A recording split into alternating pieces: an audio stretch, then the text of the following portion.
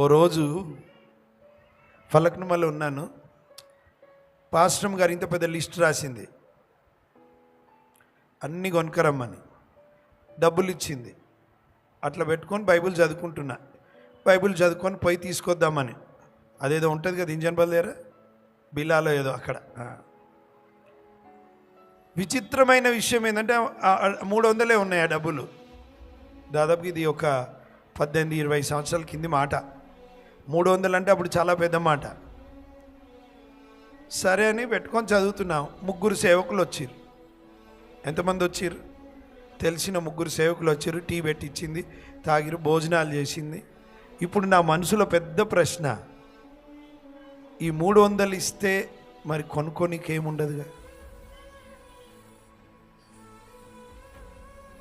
దానికి తోడు మళ్ళీ పాస్టమ్ లిస్ట్ ఇచ్చే తెచ్చినవా అని అడుగుతుంది. జవాబేమి ఇవ్వాల? నువ్వు ఇట్లనే చేస్తావండి అనొచ్చు. ఇప్పుడు నా జీవితంలో అతి తక్కువ పైసలు ఇచ్చినంటే అప్పుడే.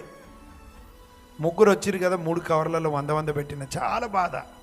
ఎప్పుడు నా లైఫ్లో 100 రూపీస్ ఇవ్వలే. మినిమం ఒక 500 ఎన్నికపోతా. ఆ రోజుల్లోంచే చాలా బాధపడ్డా నేను.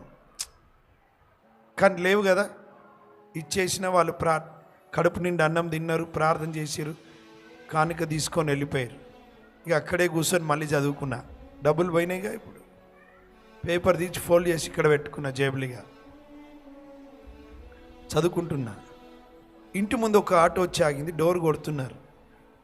టక కొడుతుంటే అన్నా అంటే ఏంటంటే, ఒక తమ్ముడు ఆంధ్ర నుంచి బాంబేకి పోతున్నాడంట. బాంబేకి ఎక్కడో పోతూ ప్రార్థన చేయించుకొని పోదామని వచ్చిండు. అన్న నాకు మళ్ళీ ట్రైన్ ఉంది, నేను అప్ అండ్ డౌన్ ఆటో మాట్లాడుకున్నా, ఒక్క మాట ప్రార్థన చేయన్నా, నాకు జాబ్ వచ్చిందని ప్రార్థన చేయించుకున్నాడు.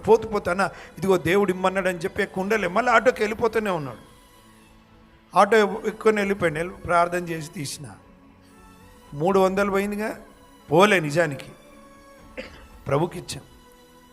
ప్రియులారా, నేను లెక్కబెట్టి ఏడ్చిన. అది 20,000 రూపాయలు. ఆ రోజుల్లో 20,000. నేను ధైర్యంగా పోయినా. రా, ఇంకేం రాస్తావు రా, లిస్ట్ రాయన్న. లీకో లాకేదేదో సరిపోవని, లీకో జీతం లీకో పైలా. ప్రభు ఇచ్చాడు.